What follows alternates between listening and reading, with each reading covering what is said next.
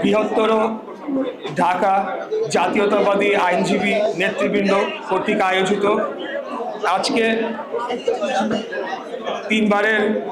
সাবেক প্রধানমন্ত্রী, বাংলাদেশ জাতীয়তাবাদী দলের সাবেক চেয়ারপারসন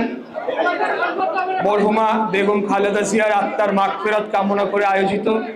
এই দোয়া মাহফিল অনুষ্ঠানে উপস্থিত আছেন ঢাকা আইনজীবী সমিতির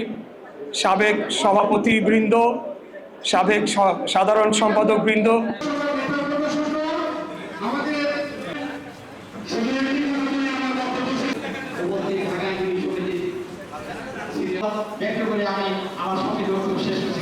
আপনাদের আমাদের সবার সুপরিচিত ব্যক্তিত্ব